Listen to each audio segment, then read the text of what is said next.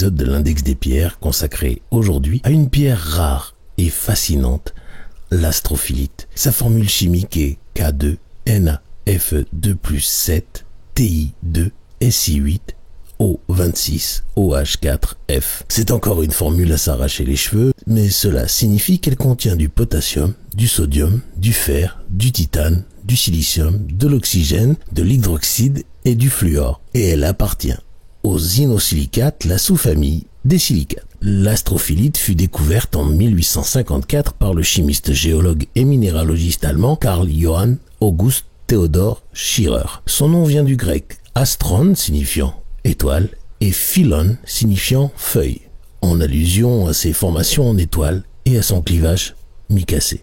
Avant de commencer, si ce podcast vous plaît, n'oubliez pas de vous abonner, de liker et de partager avec vos proches intéressés par les cristaux. Et si vous souhaitez ne rien manquer des prochains épisodes, activez la petite cloche de notification. L'astrophilite se présente sous les teintes allant du bronze jaune au brun rougeâtre avec un éclat nacré un petit peu métallique. Ce cristal unique a une dureté de 3 sur l'échelle de Mohs et elle fait partie du système triclinique. L'astrophilite met en lumière notre potentiel illimité et ouvre la porte à une perception plus élevée. Elle rend plus sensible aux besoins non exprimés autour de nous. Rien que ça. Si vous souhaitez vivre des expériences hors du corps, cette pierre sera votre guide et votre protectrice dans les autres dimensions. Sur le plan psychologique, cette pierre permet d'obtenir une vue objective de soi-même. Elle aide à éliminer sans culpabilité ce qui est dépassé dans notre vie. Promouvoir l'intimité est aussi l'un de ses atouts.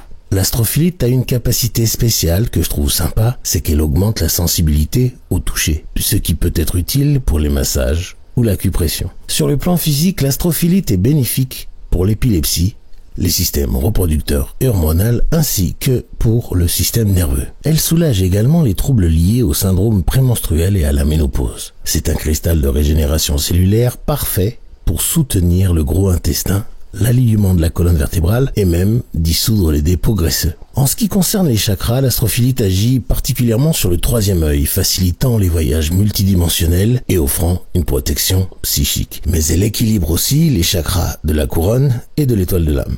D'ailleurs, pour approfondir votre travail énergétique, je vous invite à découvrir ma formation sur l'auto-guérison par les chakras, que je vous propose sur chakraactivation.com. Vous y apprendrez à activer vos chakras, haute vibration et secondaires, puis à vous soigner à l'aide de 30 cristaux. Cela à travers un programme complet dédié de 30 jours. N'hésitez pas à jeter un œil et à vous inscrire, le QR code apparaît maintenant à l'écran. J'en reviens à l'astrophilite. Elle est aussi utilisée dans le travail de réintégration karmique et d'âme et favorise l'alignement spirituel. Cette pierre aide aussi à la détoxification énergétique, notamment contre les polluants atmosphériques.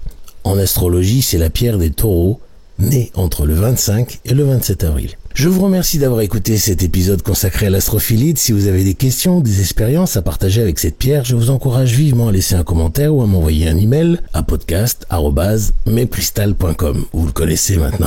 Vous pouvez également visiter le site mepcrystal.com où vous trouverez encore plus de ressources sur la lithothérapie et vous pourrez aussi programmer un rendez-vous, un soin avec moi. N'oubliez pas de visiter ma boutique en ligne sur chriscare.com pour découvrir une gamme de cristaux et d'accessoires énergétiques sélectionnés avec soin. Et bien sûr, pour aller plus loin dans votre cheminement spirituel, ne manquez pas la formation sur l'activation des chakras disponible sur chakraactivation.com. Vous pouvez voir devant vous maintenant tous les QR codes de ces sites à l'écran. Il suffit de les flasher pour vous rendre directement sur ces pages. Si vous ne savez pas quoi faire, les liens sont dans les descriptions. Si cet épisode vous a plu, abonnez-vous, laissez un like et partagez autour de vous.